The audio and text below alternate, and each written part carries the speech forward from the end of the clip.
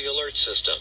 This system was developed by broadcast and cable operators in voluntary cooperation with the Federal Emergency Management Agency, the Federal Communications Commission, and local authorities to keep you informed in the event of an emergency. If this had been an actual emergency, an official message would have followed the tone alert you heard at the start of this message. No action is required.